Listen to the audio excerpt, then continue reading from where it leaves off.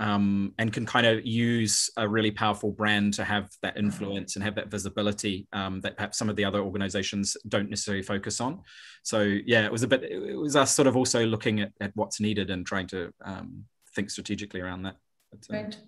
And it's a great network. It's really, there's so much solidarity and sisterhood. It's really, when any of us, I mean, I've never taken a training, but I've given a few classes.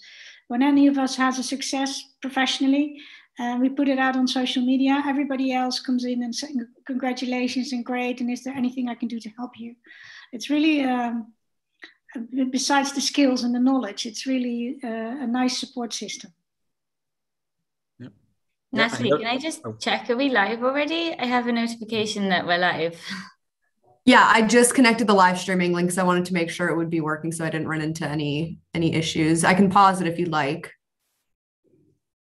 No, it's okay. It's just, I guess, for us all to be aware that we're live and we can start the event officially soon. Yes, just wanted to give it a few minutes. So still on the webinar, I can open that up to attendees to join whenever you guys want to give me the green light to do so. But yes, so at the moment we're live streaming for at least for the next few minutes, but obviously the event won't officially start until 4:30. So. And then we stop the video now for all of us, right? I mean, as soon as you start the event. You can stay online since it's completely up to you. The panel discussion will begin a little bit later after we show the intro videos and everything. But yes, so whatever really you feel most comfortable with. I was wondering about that too, actually, Natalie, like whether I should just, because I have nothing to say, I can easily turn off my camera, but then you'll see my name and it's a bit kind of. No, I've configured it to make it so that anyone who turns their camera off, awesome. Oh, then in that case, I can do that. And then I'll do the same. Cool. Yeah, because I'll be. That's great that you've done that configuration as well, Natalie, because actually I'm not. One thing to be aware of, Andrew, I'm not actually staying till right at the end of the event. So just so you know, I mean, I'm not involved in the panel discussion anyway, but just for you to be aware of. Yeah, like just to double check, because Johanna just turned her camera off. You guys can't see her name on the box or anything, right? We actually do. Yes, I do see your name. All right, videos. I also see her name. Let's go video settings.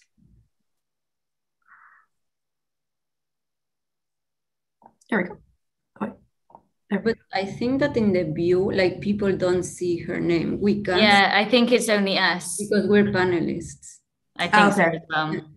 I just know for those... double check by logging into the public link real quick. Okay. I just thought for the screenshot, the nice kind of thing. it's a bit. Yeah, because on the live stream, it goes away. Anyone who turns their camera off goes away. But for me, myself, I can't see Johanna anymore. Okay. So I think you can usually do it on your own like video settings where you hide non-video participants. But I think so then me as the host, it makes it like, I think what I see is what like, at least I hope the participants are able to see. Okay, well, since we're only a minute or two away, I'll also turn my video off. So good luck, everybody. Thanks again for joining us. Good luck, everyone. And then, Annalou, you'll, whenever you want me to. Should I open up the webinar so people can join so we can get started right on time? I would think so. It is at my clock. I think you should, Natalie. Yeah. Yep. All right. People are joining.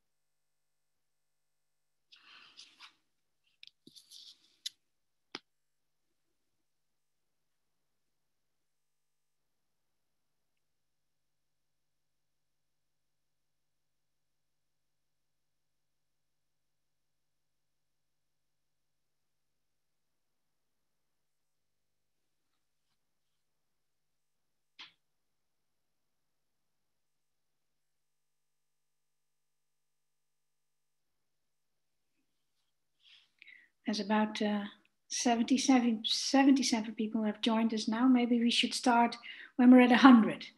And then we get the show on the road. This is not going to take long because people are pouring in.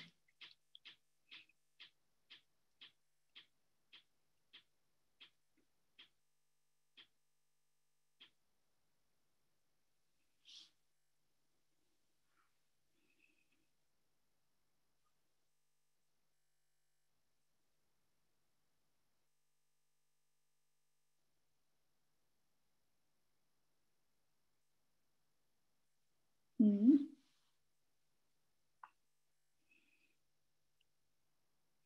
Well, since we're nearly there, ladies and gentlemen, I think we should get started with this this event, the She Will Be Heard event that we're having today.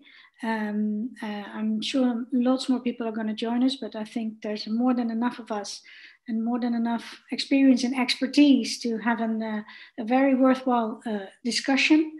What we're going to do today is, first of all, of course, we're going to speak about the fact that just yesterday we had the UN Day that was dedicated to women in leadership and achieving an equal future in a COVID-19 world. Now, that's a challenge that we're all facing. But also today we are going to hear about a new report that was written and actually a launching report for the new group that is going to sort of follow up in the steps of the European Women's Academy.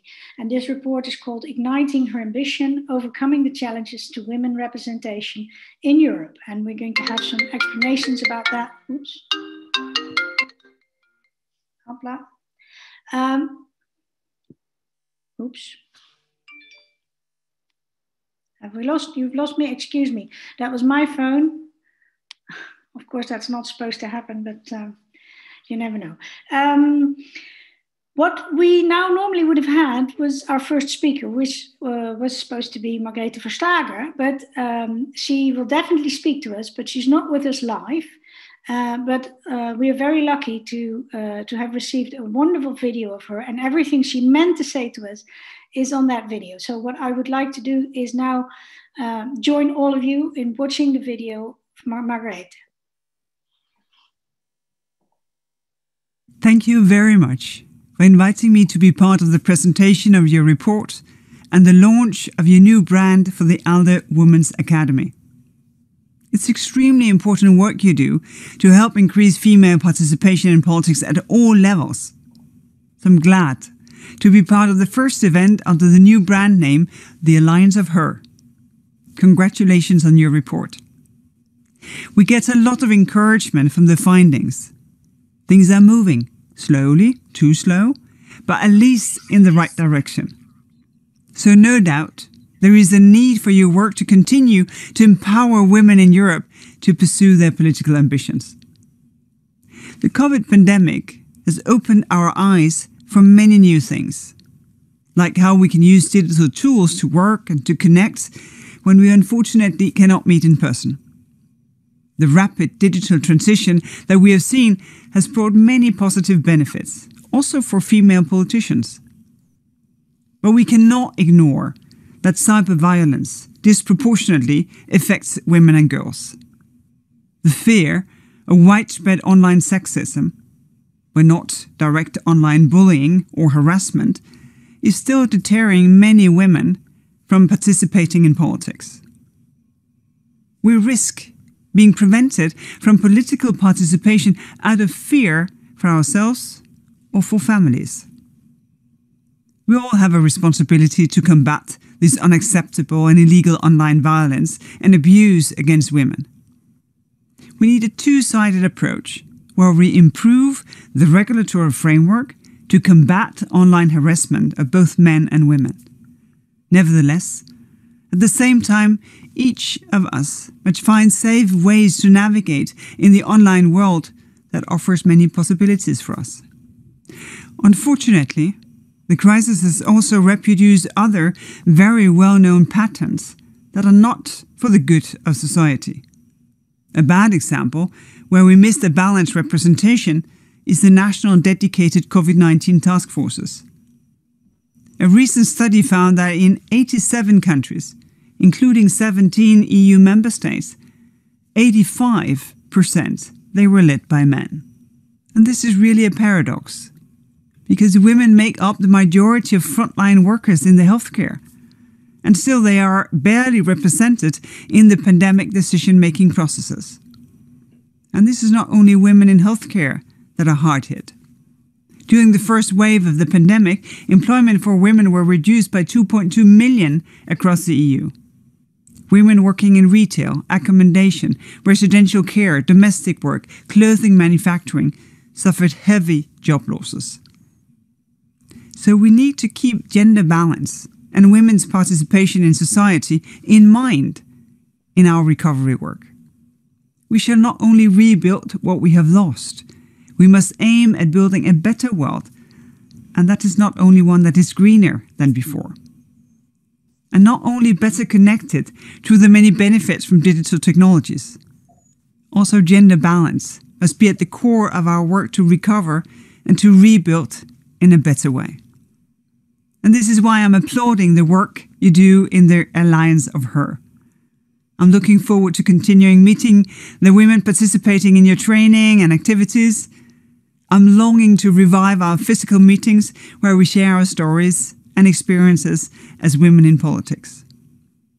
With real eye contact, a strong sense of community, and direct way of showing that we care about each other and that we support each other. Until it's safe to revive our meetings, I'm happy that at least we can meet in this way.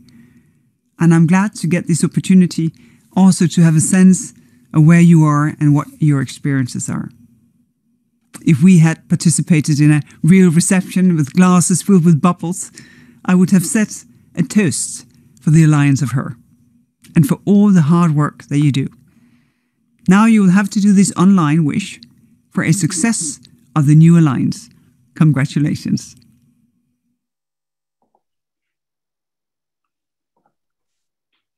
Well, that was a wonderful and lovely message from the Executive Vice President of the European Commission. And actually, one of the things we're going to talk about later is that one of the findings actually of the study is that there is an incredible absence of female role models, and that might be true, but I think we've just seen one and we should cherish it.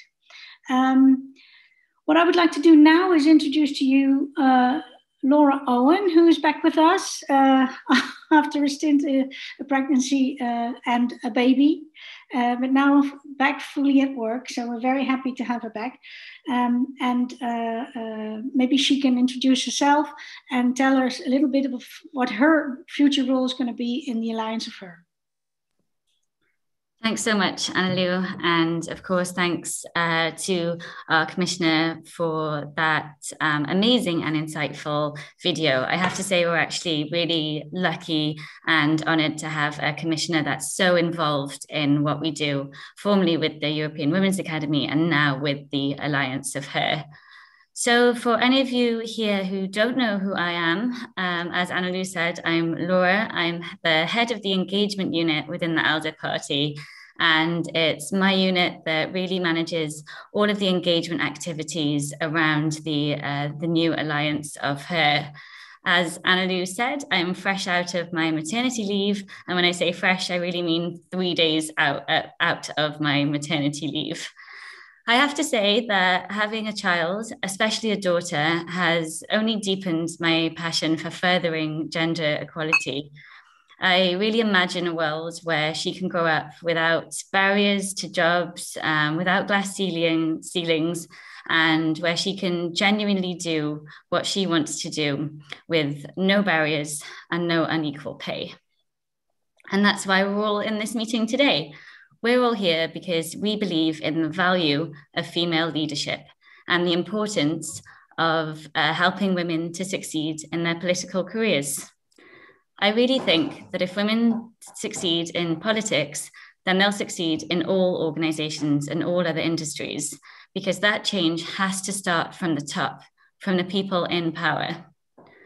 So yesterday, the ALDE Party, along with our fantastic partners, the European Liberal Forum and the Friedrich Naumann Foundation, launched an ambitious new initiative. It's bold and it has a commitment to forging a new era of female leadership and empowerment in politics here in Europe. What is it? Of course, it's the Alliance of Her. The Alliance of Her builds on the highly successful European Women's Academy that the ALDE Party launched with its partners back in 2016. Not only will it support women's pursuing their political goals, it will be a powerful new tool for advocacy, for networking, and for public engagement. And that's the thing that's really new. It's the public engagement side of things. So please, everyone watching, get in touch with me directly or with us via the Alliance of Her website if the Alliance of Her is something that you want to be connected with. Together we are better, and together we can do more. So that's really all I'm going to say. To give you a sense of what we're trying to achieve with the Alliance of Her, and so you can see a little bit more our vision, we have a short video for you.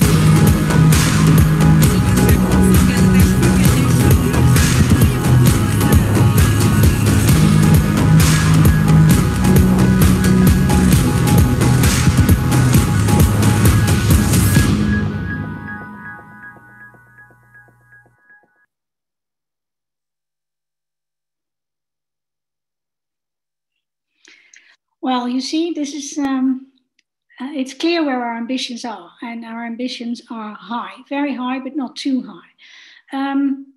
However, before we start talking about what we want and how we're going to achieve it, it's probably also a good idea to first sort of take a step back and think about what we're up against.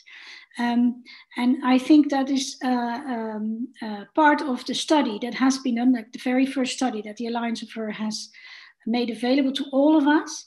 And with us is Daniela Morales Garcia, who will then quickly sort of, because not everybody's been able to read it yet. It's very interesting reading. I highly recommend it. However, for us, she has prepared a small presentation so to just take us through the study and its most important findings. Daniela. Thank you very much, Annelu, for this. And yeah, for all of those that don't know me, I work in the ALDE Party. I am working as policy development advisor, and I was very happy to be involved in this project when Adam and all the team in ALDE shared with me the idea of like changing to the new brand, to the Alliance of Her, and we kind of start brainstorming about what was the best way to actually start. And then we believe that research is one of the most important things because we need to know what we are facing, as Annelu said. So with this report, what we want to show you is what are the main challenges that women are facing right now when it comes to access into politics, and then also provide you with some recommendations for all political parties and organizations in a way to increase women's representation, and then in the long term to actually try to achieve gender equality. So I prepared a small presentation and I will share my screen right now. Just a second. So, oops, it's here. And I hope you can all see it now. Okay.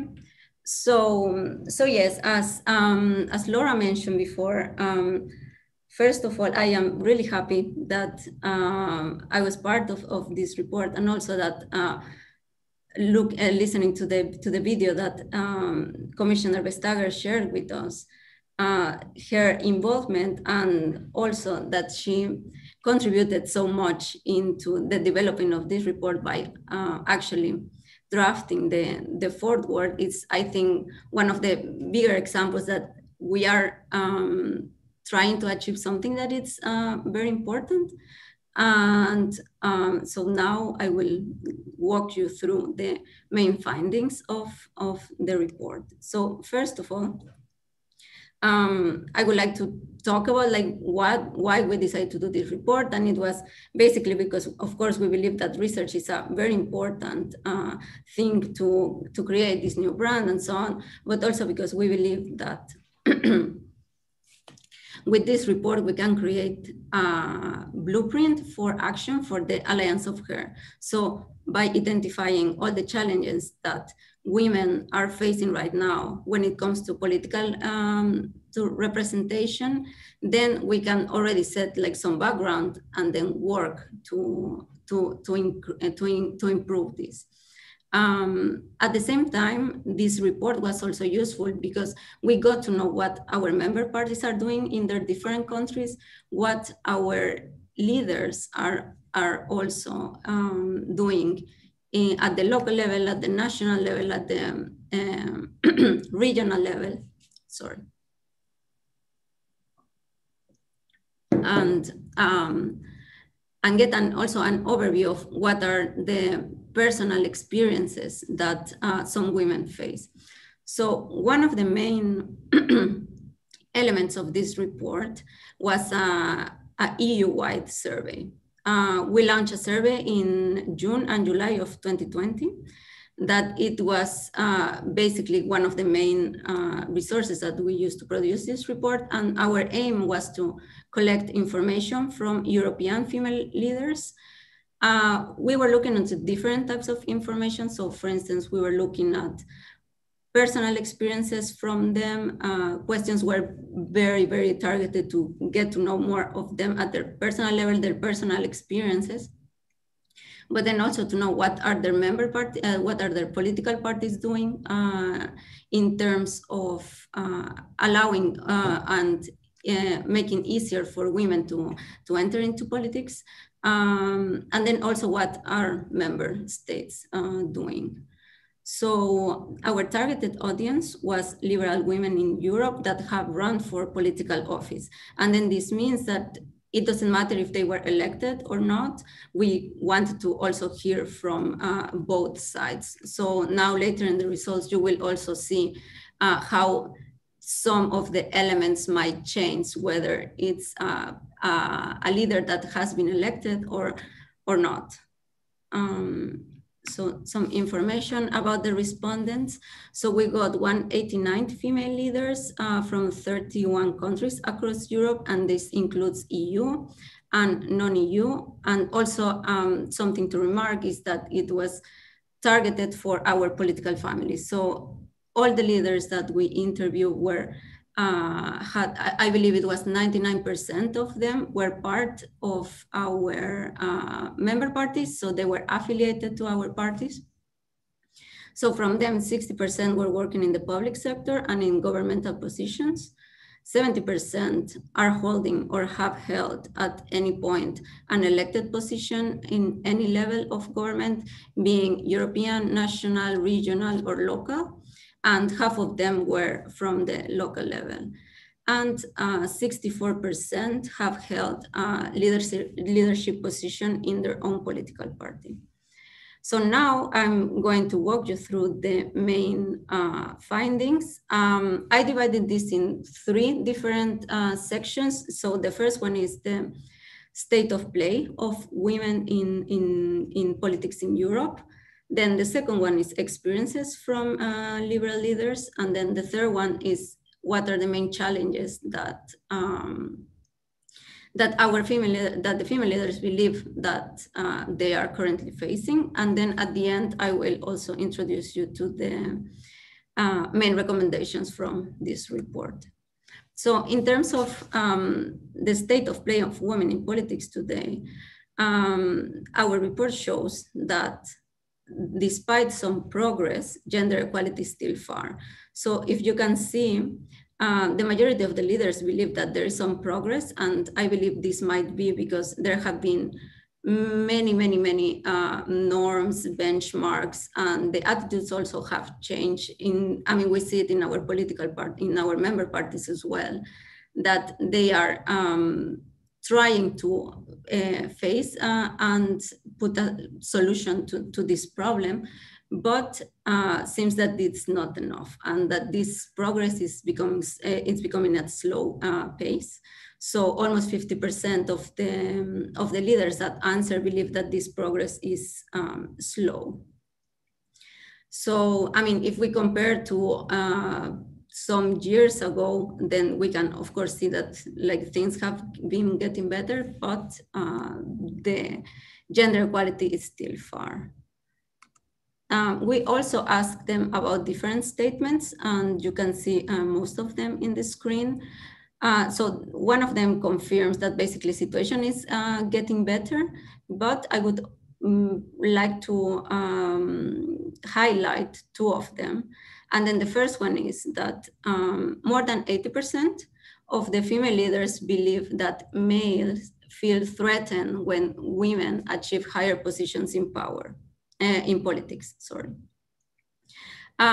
This is a high number, and I think this can be one of the main problems that are not allowing us to accelerate this progress, because at the end, if we consider that most of men right now are in positions of power, then the change should also involve them. So, we will see later, but then the role of men is definitely super important when it comes to the fight towards gender equality.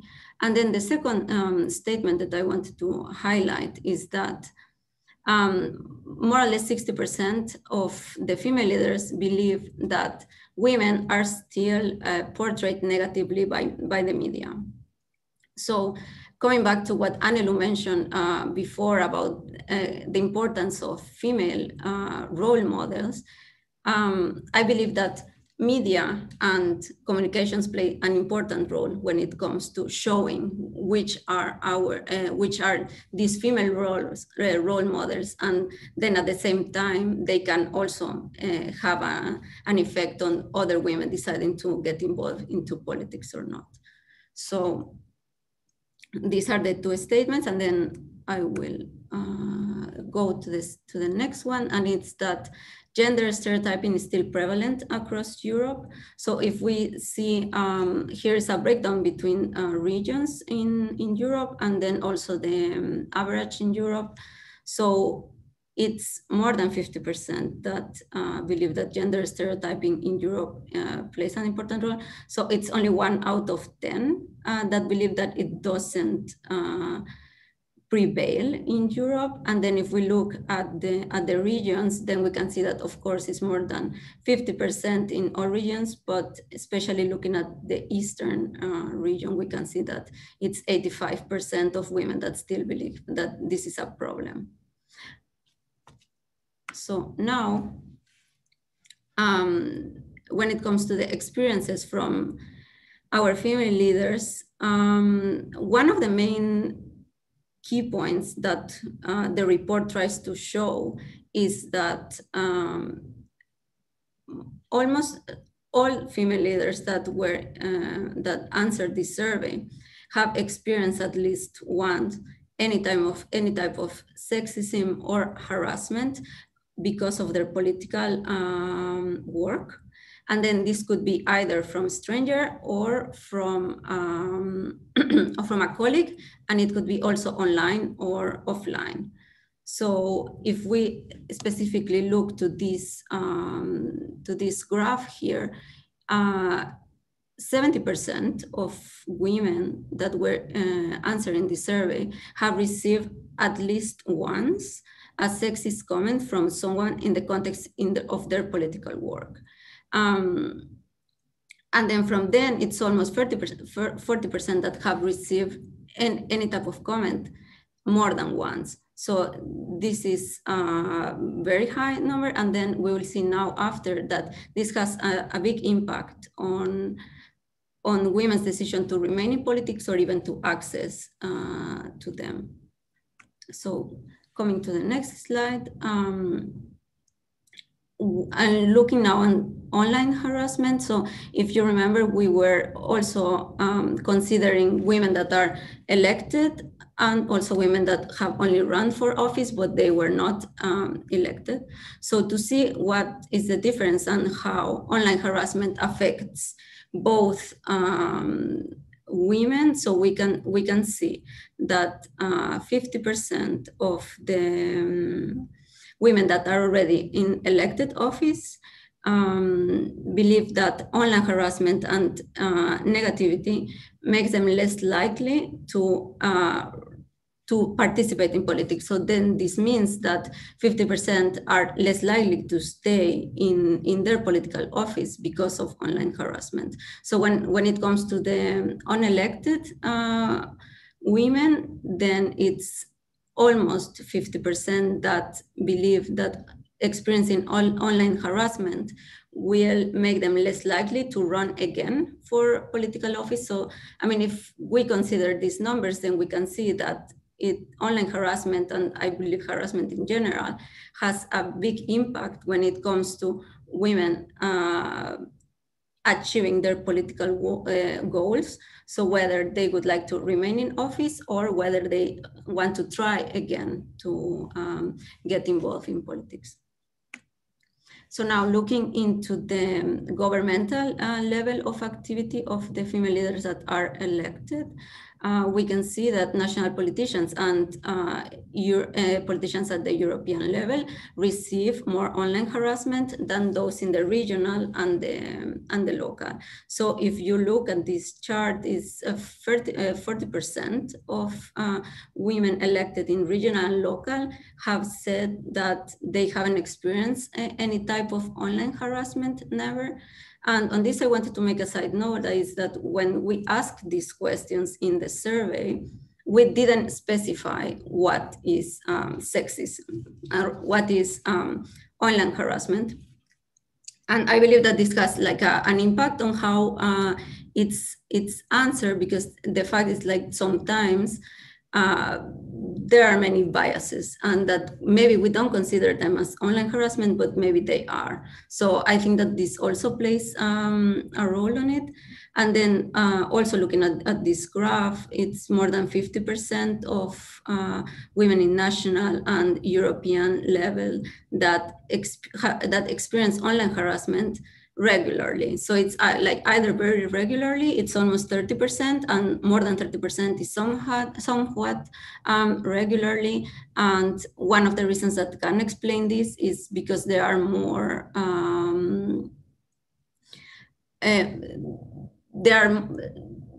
they're more shared by the media, and then they are also more visible when it comes to social media.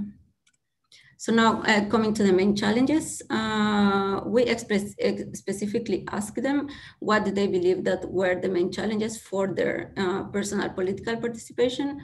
And the four that came out the most were family and work choices, high standards for women intending to run for office, lack of self-confidence and weak network support, and the absence of female role models and lack of mentors. So if we look at all these four challenges, three of them, the family and work choices, high standards, confidence and absence of role models, are more related to motivational aspects.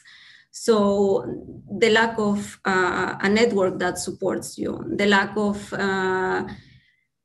role models to follow that inspire you, and also not being able to trust on yourself and that you can achieve your goals at the end. It's kind of the main challenges.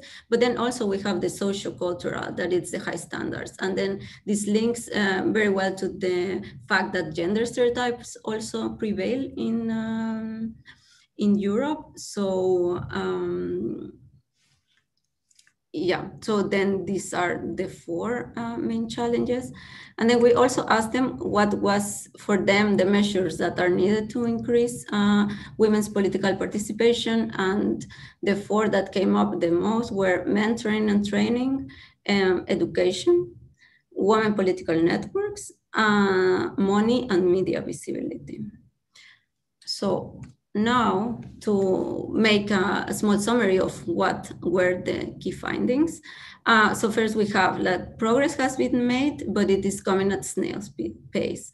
So indeed, progress is, we are facing a progress, but it's rather slow. Gender stereotyping plays a big role in politics. Sexism and harassment towards women have become a widespread problem in Europe.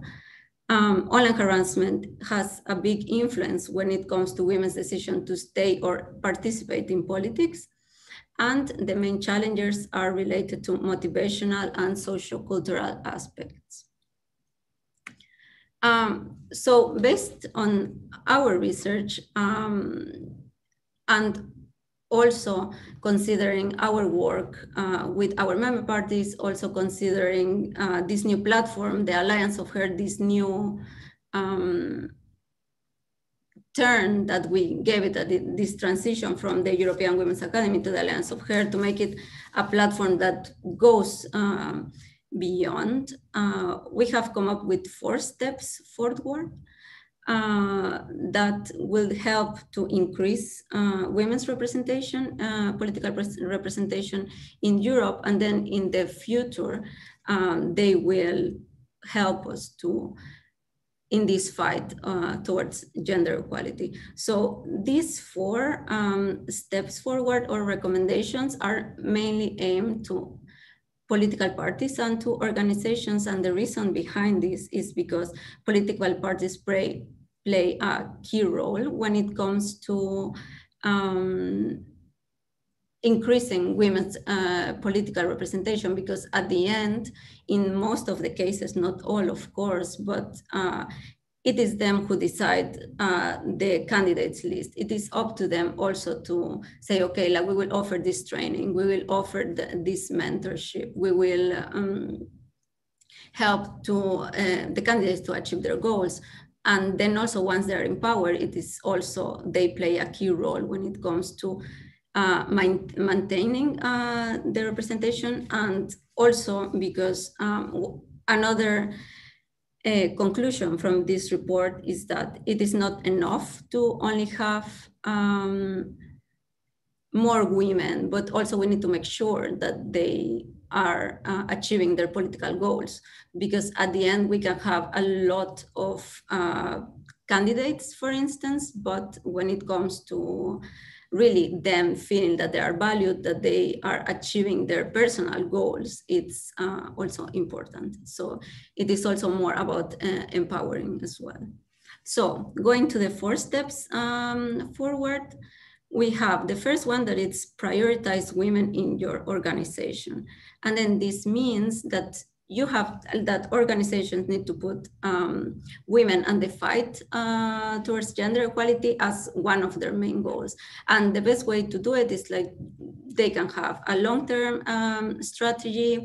They can have, I don't know, a working group on the specific issue. They can promote women, they can share successful examples, they can,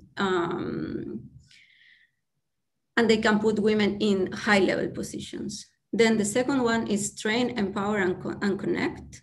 And then this is linked to the fact that women need to be equipped with the necessary skills and with the, to make them that feel that they are achieving their political goals, but also for them to get better and to, they start as a candidate, but then they need to feel that they are realized. So for this, they need training programs, they need mentorship, and then they need to connect.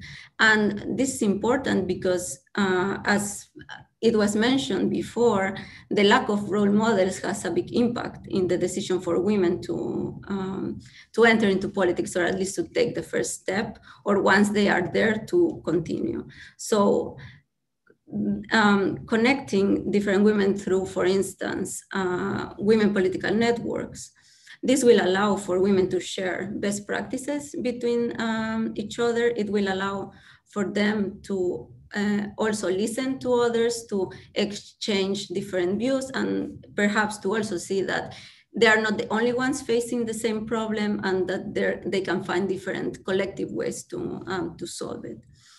Then the third one is engage both men and women in the issue. And then this means that the fight for gender equality is not a female issue only. Of course, men are important in this fight, and it's not only because right now there are more men in leadership positions, but also because it's responsibility of the society, and the best way for them to get more involved and more active is by promoting again, sharing successful examples, by actively talking about the issue, advocating, campaigning, and so on. And then the last one, and it's related to the previous one, is to foster real-life women role models and share successful examples. And then this is kind of connected to all of them, but it's to highlight the importance of role models, because at the end, women inspire other women, and the fact that women are seeing that other women are successful, it might also have an influence on their own decision to take that additional step or to continue in politics. So that would be it from my side and from the presentation. So if you have any questions regarding the report, please don't hesitate to send me a message, and later we will also discuss it. So that would be it from my side. And Anelu, I leave back to you. Thank you. Thank you very much. Sharing my screen. It is always interesting to see, because we all know this, and yet when you see the numbers, it is just baffling, and it sort of underlines our suspicions and our private experiences to see that this is not something that we go alone, but that actually is happening to a great many of us. So very interesting report, and as I said, I highly recommend the entire text to all of you. But it is also good for today to already have a little sort of summary, so that we are all working from the same numbers on the same level. Just a little I would almost call it an anecdote, but it is not very funny. But many of you know me as a trainer for the European Women's Academy. I'm one of the vice presidents of ALDE, and always a big promoter of the European Women's Academy whenever the Bureau needs to discuss it. But prior to that, I was the campaign leader for my political party, D66 in the Netherlands. And actually, I'm not involved in the campaign today, otherwise I wouldn't have had time to sit here, because we have our elections next Wednesday. So we are in the final stretch of the campaign. And my party leader, Sigrid Kaag, she is experiencing a level of bullying, online bullying, that is actually unbelievable. And I don't think we've ever seen it on that level in the Netherlands before. And one of the things that's really striking is that you don't have to go to like the deep, dark corners of the internet. It is out in the open. Last weekend, both Saturday and Sunday, the hashtag #KutKaag, and I'm not even going to translate what that means, was trending topic in the Netherlands for 48 hours. And this is just out and open, and nobody even needs to apologize for this, because this is what you do on social media. You just rant and you abuse people, and it's crazy. Anyway, that was my little private anecdote that I wanted to share with you. What we're going to do now is we are actually going to discussed the findings of the report with a couple of people that we have asked before whether they wanted to join us in this conversation. However, after we have had a brief discussion with them, there is going to be ample opportunity to deal with your questions. If these are technical, topical questions, Daniela is still here with us because she has done the research and she knows everything about it. But maybe some of the panelists will also have a few remarks to make about that. The panelists will be, and I'm just saying this in no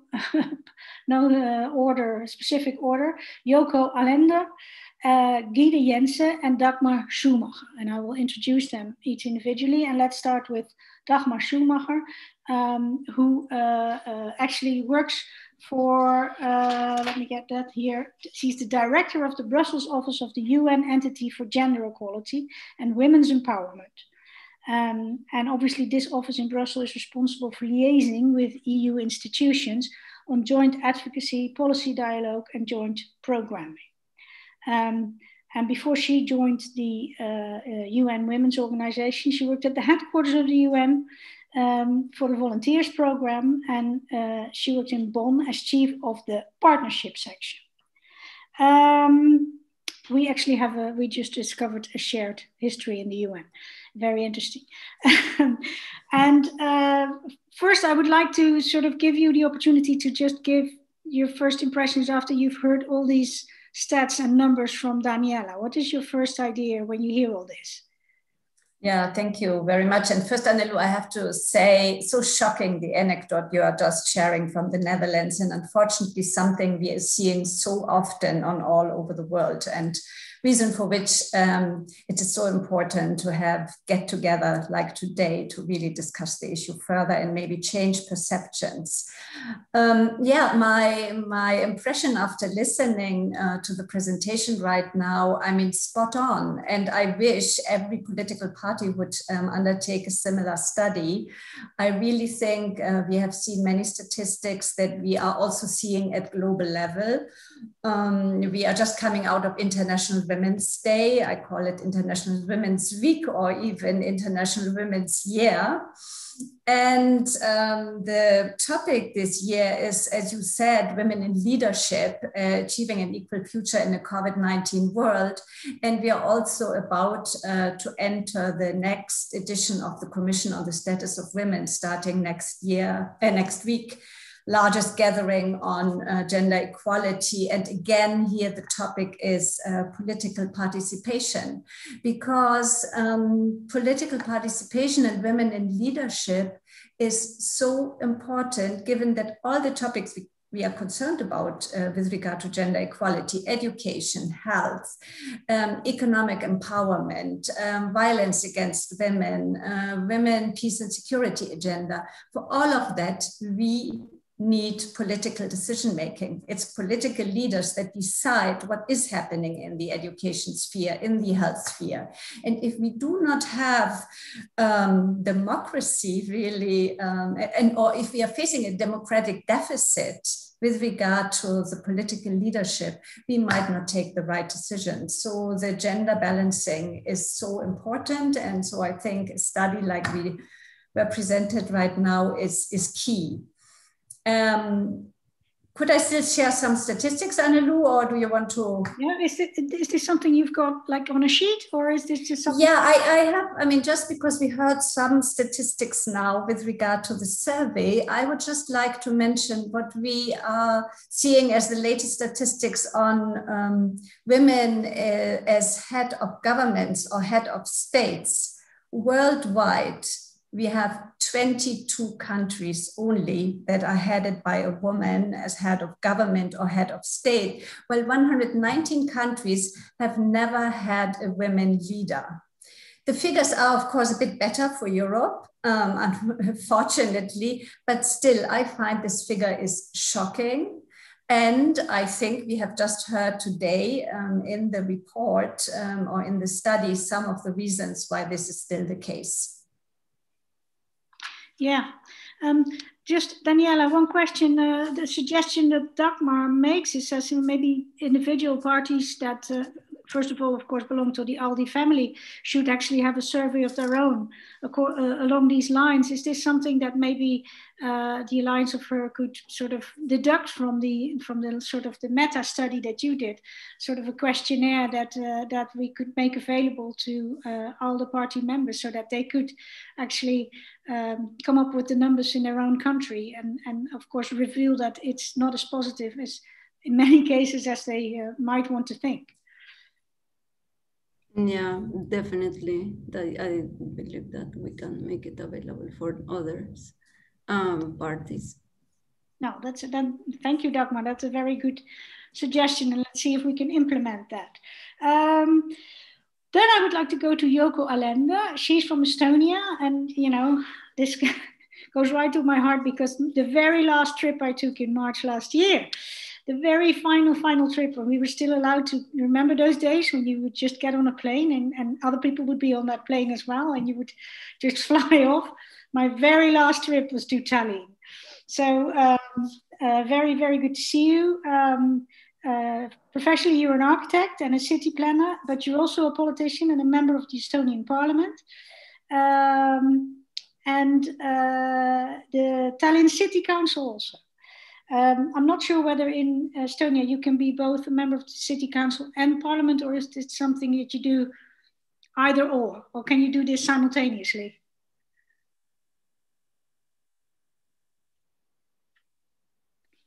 Hello to everyone. Very nice to see you, even though we are a little bit inhibited by this format. Of course, it would be lovely to meet in person. Yes, you can be, we have changed the law so that you can be active both on the national and on the local level, but I must admit, I have had to also make my priorities and also deal with my family and work. and at the moment I am only active in state politics as chair of the Environment Committee, which is a new challenge that I have with our change of government. Yes. Hardly, no need to excuse yourself for that. But, I mean, you started in politics already in 2013, and obviously the European Women's Academy came about in 2016 with, for instance, the help of Annika Arras, whom of course you're very familiar with. She was one of the big promoters from day one. And what I was wondering about is that you had already had your first steps in politics. So how did the European Women's Academy help or support or give you any insights or ideas or suggestions or inspiration maybe even that added to what you were doing already, because you had found your way in the door at least? Yes, I think I had a very interesting experience with Eva. I started, I was part of the first year group actually. And I had had a very, I would say, like a successful beginning, and everything was very interesting and very blooming. And then we had this lovely Eva sessions, and we got even cleverer and even better. And then at some point we fell into opposition, and I myself had a severe burnout.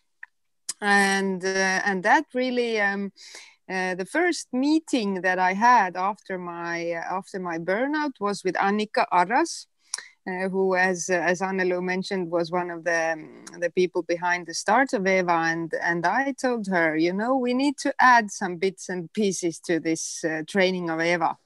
And I am very lucky to say I'm very, very honored to have been now also training myself Eva women. And I think I really hope that that also in the future of Alliance of Her, I can use my experience and both the good and the bad bits, so to say, because I think the main also, if we see what we heard in the survey, the family and work, the high standard, confidence, lack of role models and network, it's exactly what we can work on only together, person to person, and it's all about this personal development and sharing experiences and really being open about the about these things, and I mean, growing has to somehow be a little bit painful, but if you do it in a safe environment like the trainings have been,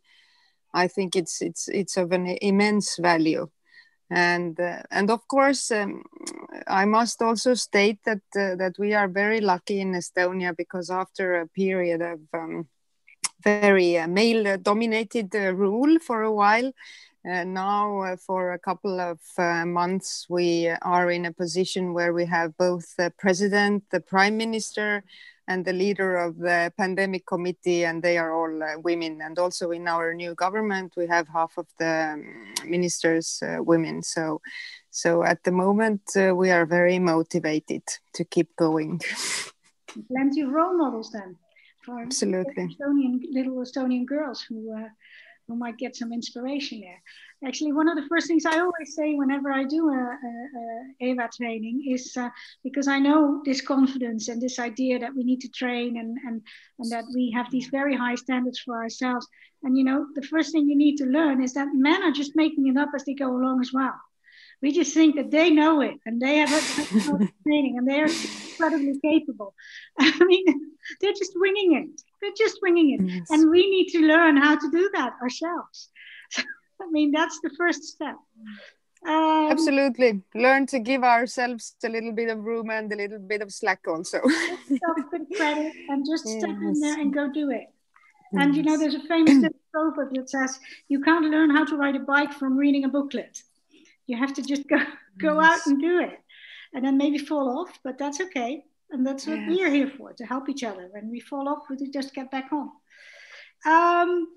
That brings me to Guide. Guide Jensen, Guide or Gude? How do I pronounce your name? Gude. Gude. Yeah. Very, very good to have you on our group as well, Gude. You're from the northern part of Germany, and you were elected in the Bundestag in 2017. And, you know, at that point, you were the youngest female member there. And she's a chairwoman of the Committee on Human Rights and Humanitarian Aid. And she serves as the FDP parliamentary group's spokesperson on human rights and humanitarian aid. Well, that's quite a CV already. And one of the things I meant to ask you is, you were elected, you were the youngest female member of parliament. Does that bring additional challenges, or were people cutting you a bit more slack because you were the youngest and they were thinking, okay, well, you know, can't be much harm in that. Let me see what she's doing. Or did you really have to fight yourself into the whole arena? Well, thank you for having me as well. I think so far it has been a very fruitful discussion, and I learned a lot also from the report that I started to read, but I'm going to do the full reading as you recommended in the next days. I think people cut me some slack, and I also had the opportunity to learn, but I also had a lot of, in Germany we say cold water, where I had to start and just got pushed into, and I had to swim my way through. But so far I could also say that I had similar challenges as my male colleagues that started out for their first term in the Bundestag that were much older than me. So I think there were challenges that all of us had to face, just not regarding our age. However, there are certain challenges along the way that I still experience sometimes, because there are so few women and so few young women in politics in the Bundestag. So far, we don't have any women under 30 in the Bundestag, and still we are able. Our law provides it to be elected when we turn 18. So there is a very much or a big gap between the parliamentarians that are actually active in politics, deciding also for younger generations, and the perception that you can only do politics and be active in politics and make the right decisions when you're older. And I think that is something that we still need to work on. And I can just applaud to every speaker before me. I think there are so many important points that also from the report that Daniela outlined. And I think it is exactly that, these 4 points of missing role models, of for young women as well, the perception that having to decide between family and a career, also the very high standards that are expected from women. I think that is something where we should learn from our male counterparts, as you said, Annelou, and the lack of confidence sometimes. And all that together, I think we shouldn't be as hard on ourselves, because men aren't either. And so far it's going well, because I don't want to be an example of being the only one. I think that is something where women also in the FDP and the liberals in Germany should think about a little bit more. Being the only woman sometimes also means being on this platform and trying to stay the only one. I think isn't the right idea. But I think these kind of discussions, and also European or even international dialogues and discussions, show that women worldwide have very similar problems or challenges, and could feel more alike because of these discussions. So thank you very much for organizing and moderating today. Well, we've been discussing men for a bit, and I'm sure there's a few men also in our audiences, and I think one of the things maybe we should discuss is how we can turn all these men who are obviously interested in politics and who are obviously interested in equal opportunities, otherwise they wouldn't spend their Wednesday afternoon in this group, is how we can turn these men into allies, and what role men can play, because, you know, we need to fight our own fight, but we need to get all the help we can get, and we need to find allies where we can find them. And gender equality is something about meeting each other halfway. I mean, we can't do this on our own, I'm sure the UN has been dealing with this issue also. So maybe I was thinking of asking you, Dagmar, first. Do you have any idea, or is there any example of how you can get men on board in this issue? Yes, I will immediately respond to the question. I just want to go back to something that Güde said. I found it was very interesting, her remarks. And also this issue about being the first. I found it very interesting what Kamala Harris, the first Vice President of the US, now said. And she said her mom also always told her, you might be the first in many things, but be really careful that you are not the last. And I think this is also the drive that should really activate all of us. I mean, we have to also lay the path for others, and that will be extremely important. And just also with what we just said about being a little bit lonely, being very young and being a member of the German parliament, globally, we have only 1% MPs that are under 30. And particularly if you think that in many societies, we also have huge amounts of young people, proportionately much more than in Europe, this is also quite shocking. But to come back to your question, Annelou, on the role of men, yes, definitely. I mean, the role of men is key. And the role of men needs to be fostered also in the context of really achieving gender equality. As UN Women, we have a campaign called He for She, where we really work with champions, male champions who do want to make a difference. And we are working with champions who are deans of university, who are CEOs of companies, and who are heads of governments, and really ask them for very targeted action and targeted interventions and talks around gender equality. At the same time, we are asking every single man and boy in this world to really engage and to really speak out when they see harassment. First of all, not to conduct harassment. Secondly, to speak out when there is harassment.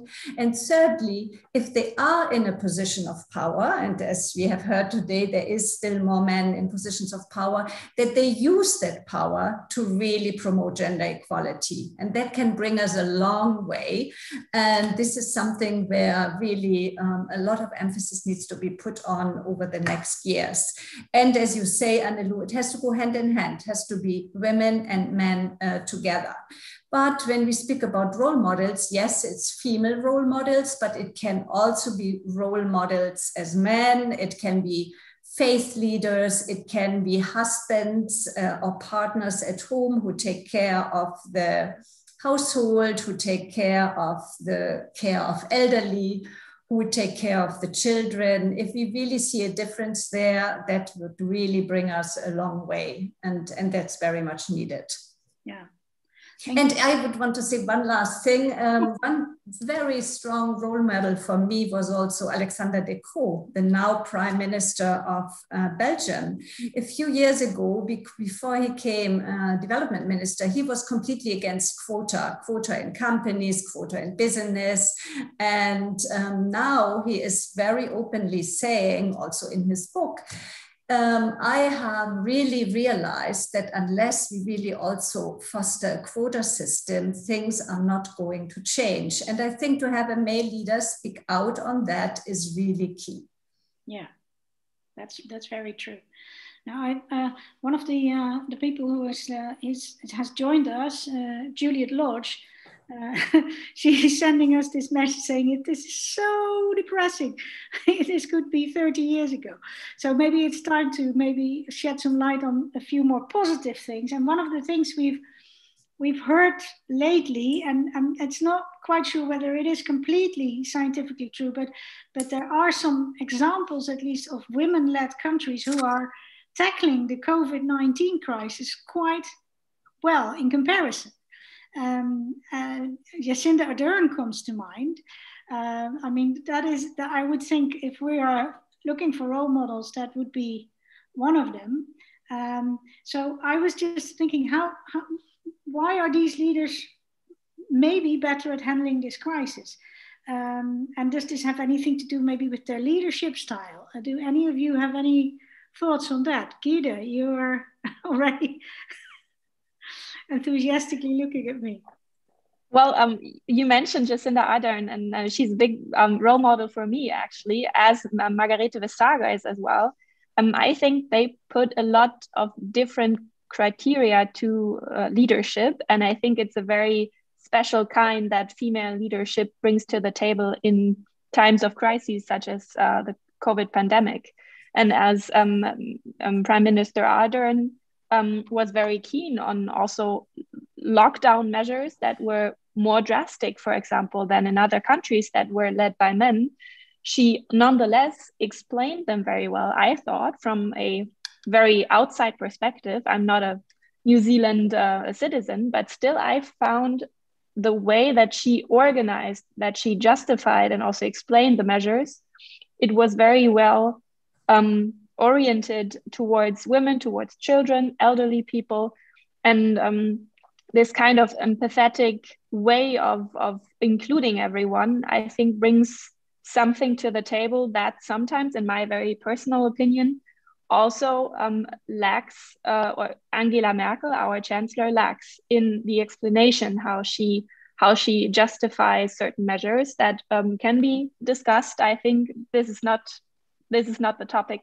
today, but I think being a female leader doesn't mean you have to adapt to male leadership criteria, but to rather do it your very personal own way. And I think in comparison to Angela Merkel, for example, Jacinda Ardern stayed a very female, from my perspective, a very authentic person, and not just adapted to the way that people perceive politics. And I think that is something we should see more often in the future. Yeah, that might also have something to do with generation. far be it for me to say that Angela Merkel is old, but she's at least she's a tiny bit older than Jacinda Ardern.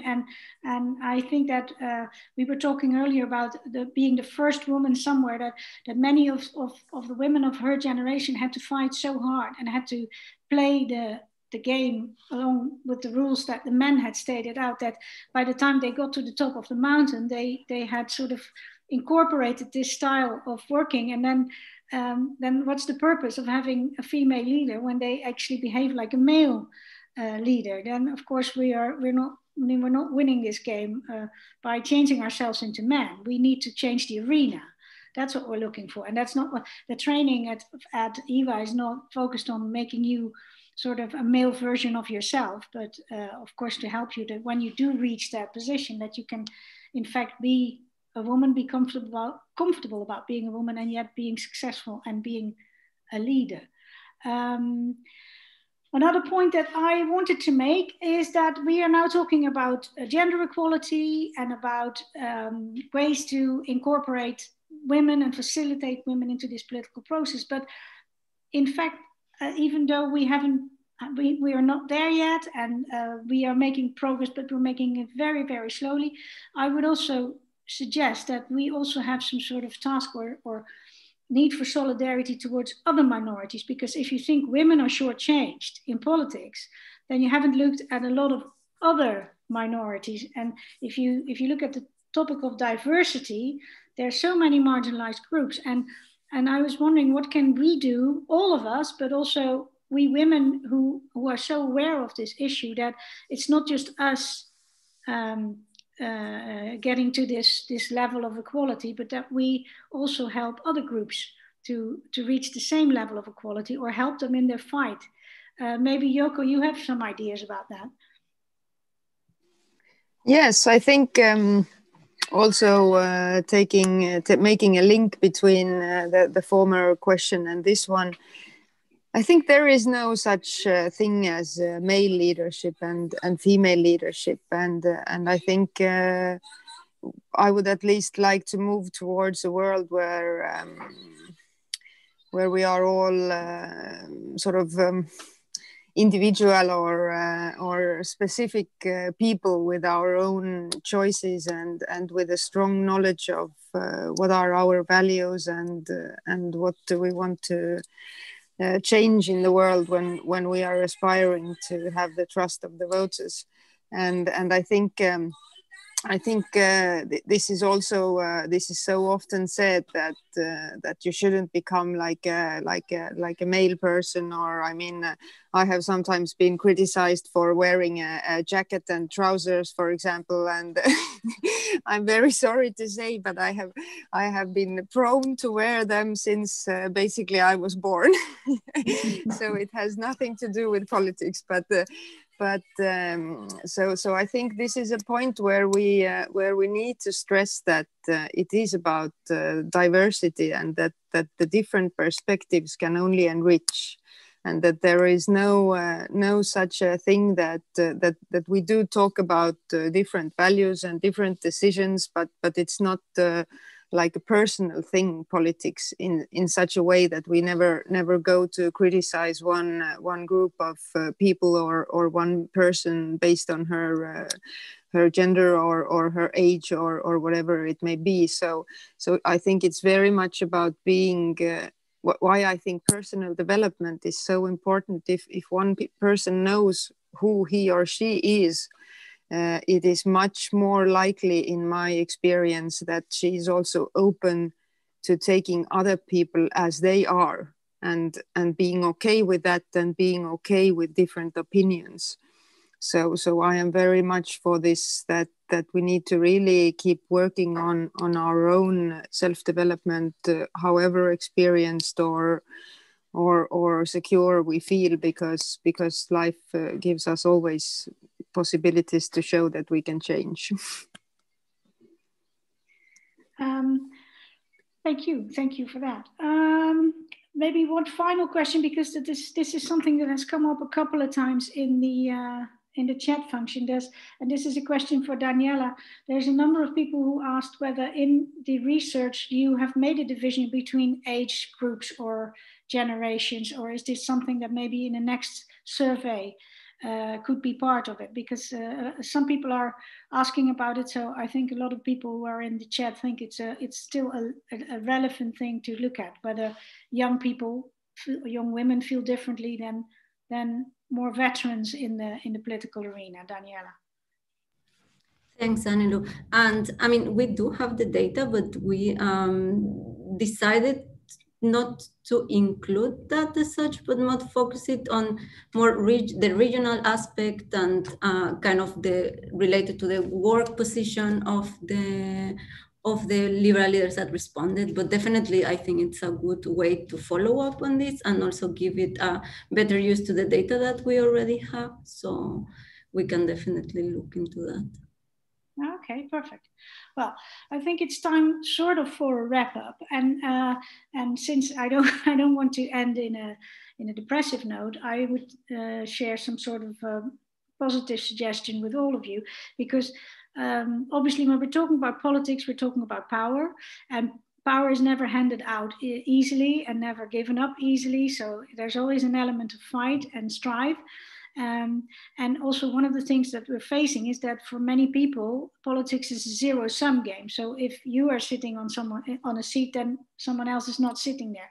So when people feel threatened, then that is because you're actually aiming for something that, you know, they want and that they feel is their own and that they don't want to give up. And the best way out of that situation, out of this zero-sum game issue, is obviously when we make sure as liberal politicians that there's many more seats to divide between us.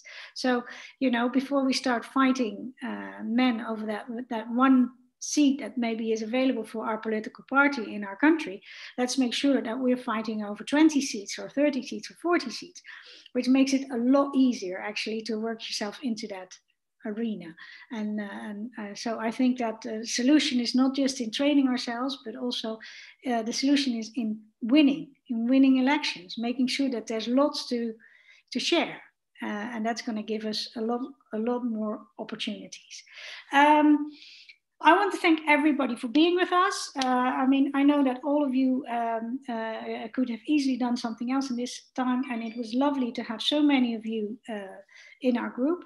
I can understand how many of you will probably be enthusiastic now and motivated and want to become part of this whole group, the Alliance of Her. If you go to the aldeparty.eu website, you'll find lots of information, and you can immediately register as someone who wants to be included in this whole thing. And via social media, you will then be updated by all of the things they do. There's a possibility to participate, there's a possibility to donate. I mean, we are always looking for help and we're always looking for money. But we also will be sharing all this information. And the first report we've heard today, and as I said, I highly recommend anybody who hasn't done so to read up on it and maybe share it with some people within your own political family, within your own political party, because it's still too easy for people to say, yeah, it's a real issue, gender equality. But, you know, I think we're doing all right, because there is progress. It's just not enough, and it's just not fast enough. And if we want to push the accelerator, we need to work on awareness. So go out and spread the word, and make sure that everybody who needs to know about these numbers knows about them and feels responsible and feels motivated to start to change it. I would like to thank all of you for being with us, and I hope to see you next time.